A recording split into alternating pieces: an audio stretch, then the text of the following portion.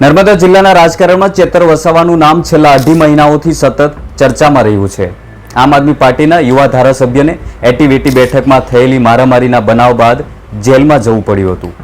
હવે લાંબી કોર્ટ યાત્રા બાદ ગુજરાત હાઈકોર્ટમાંથી તેમને શરતી જામીન મળી ચૂક્યા છે। જામીનની આ ખુશખબર સાથે જ એક મોટું પ્રતિબંધ પણ મુકાયું છે।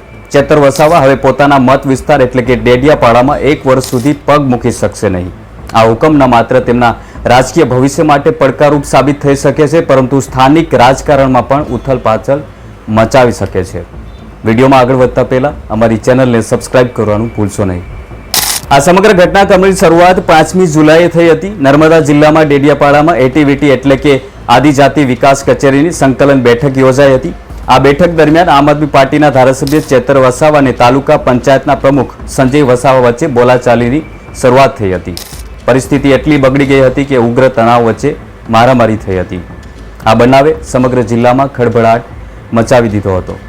બેઠક પૂરી થયા બાદ સંજય વસાવાએ તરત જ પોલીસ ફરિયાદ નોંધાવી હતી। ફરિયાદના આધારે નર્મદા પોલીસે ચેતર વસાવાની ધરપકડ કરી હતી। ત્યારબાદ તેમને વડોદરા સેન્ટ્રલ જેલમાં મોકલવામાં આવ્યા હતા। આ સમયગાળા દરમિયાન ફક્ત એક જ વખત તેમને પરોલ પર બહાર આવવાની છૂટ મળી હતી, તે પણ વિધાનસભાના ચોમાસા સત્રની હાજરી આપવા માટે। બાકીના તમામ દિવસો તેઓ જેલમાં જ રહ્યા હતા। લાંબા સમય બાદ પોલીસે આ કેસમાં ચાર્જશીટ દાખલ કરી હતી। ત્યારબાદ મામલો હાઈકોર્ટ સુધી પહોંચ્યો હતો। હાઈકોર્ટે સુનાવણી દરમિયાન વસાવાને જામીન આપવાનું નક્કી કર્યું। જોકે કોર્ટે સાથે કેટલીક કડક શરતો પણ મૂકી છે। મુખ્ય શરત એ છે કે વસાવા આગામી 1 વર્ષ સુધી તેમના મત વિસ્તાર એટલે કે ડેડિયાપાડામાં જઈ શકશે નહીં। આ શરત તેમના માટે સૌથી મોટો ઝટકો સાબિત થઈ શકે છે, કારણ કે ધારાસભ્ય તરીકે મત વિસ્તારથી દૂર રહેવું રાજકીય રીતે અત્યંત મુશ્કેલ પરિસ્થિતિમાં મૂકી શકે છે। આ ચુકાદા બાદ હવે ચેતર વસાવાને જેલમાંથી મુક્ત થવાનો માર્ગ મોકળો થઈ ગયો છે।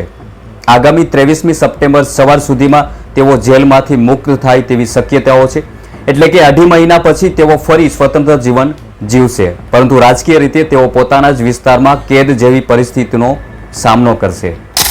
આ મામલે આમ આદમી પાર્ટીના નેતા મનોજ સોરઠિયાએ પણ પ્રતિક્રિયા આપી છે। તેમના મતે ચેતર વસાવા પર કરવામાં આવેલી કાર્યવાહી રાજકીય પ્રેરિત છે। તેમને શું કહ્યું તે સાંભળો। સત્યમેવ જયતે, અંતે સત્યનો વિજય થયો છે। આજે છેલ્લા 2.5 મહિનાથી જે જેલમાં હતા એવા લોકનાયક ધારાસભ્ય ભાઈ ચેતરભાઈ વસાવાને માનનીય હાઈકોર્ટે જામીન આપ્યા છે, આપણે સૌ જાણીએ છીએ। અને જે રીતે આજે કોર્ટની અંદર દલીલો પણ થઈ, ચાર્જશીટ ઉપર ચર્ચા થઈ, એનાથી એક વાત ચોક્કસ સાબિત થાય છે કે ચેતરભાઈને ખોટા આરોપો લગાવીને જેલમાં નાખવાનું કાવતરું ઘડવામાં આવ્યું હતું। ચાર્જશીટની અંદર જે સરકારી અધિકારીઓની ઉપસ્થિતિ હતી, એ સરકારી અધિકારીઓએ પણ કબૂલ્યું છે કે ચેતરભાઈ સાથે એવી કોઈ ગાળાગાળીવાળી કે એવી કોઈ ઘટના ઘટી નથી, એમના સ્ટેટમેન્ટમાં છે। અન્ય અધિકારીઓએ પણ જે સ્ટેટમેન્ટ આપ્યા છે એ અને એફઆરઆઈની જે સ્ક્રિપ્ટ છે એ તદ્દન અલગ છે। કોર્ટની અંદર જ્યારે આ વાત ફ્લોર ઉપર રાખવામાં આવી, માનનીય કોર્ટે પણ સ્વીકાર્યું છે અને માનનીય કોર્ટે ચેતરભાઈ વસાવાને જામીન આપ્યા છે। શરત રાખવામાં આવી છે કે એ પોતાની વિધાનસભામાં 1 વર્ષ માટે નહીં જઈ શકે।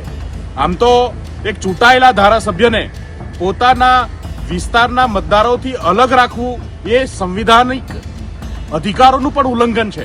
એમ છતાં આમ આદમી પાર્ટી પાસે, ભાઈ ચેતરભાઈ પાસે જે પણ લીગલ રેમેડીઝ છે એનો ઉપયોગ કરીશું અને આ જે કન્ડિશન રાખવામાં આવી છે એમાંથી પણ આપણને હલ મળશે, એમાંથી પણ છુટકારો મળશે એવી પણ આશા છે।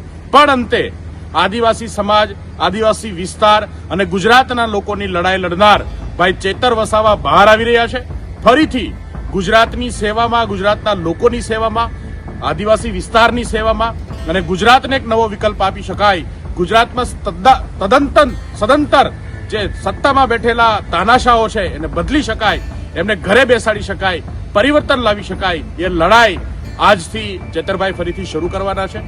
ચેતરભાઈનું ભવ્ય સ્વાગત સાથે આગામી દિવસોમાં આમ આદમી પાર્ટી જે છે એ આગામી દિવસોમાં ઘર ઘર સુધી જઈ અને ભાજપની તાનાશાહી સામે લડશે અને અમને વિશ્વાસ છે કે આ જે લડાઈ છે એ લડાઈમાં ગુજરાતના લોકોનું સમર્થન મળશે, ગુજરાતની અંદર પરિવર્તન આવશે। જય હિન્દ, જય ભારત। હવે સવાલ એ છે કે મત વિસ્તારમાં શું સ્થિતિ ઊભી થઈ શકે છે। ચેતર વસાવાના ગેરહાજરીમાં નેતૃત્વ કોણ સંભાળશે તે મોટો પ્રશ્ન છે. આ વચ્ચે ભાજપ માટે પરિસ્થિતિ અનુકૂળ બની શકશે, કારણ કે આ કેસમાં ફરિયાદી પણ ભાજપ તાલુકાના પંચાયતના પ્રમુખ સંજય વસાવા જ છે.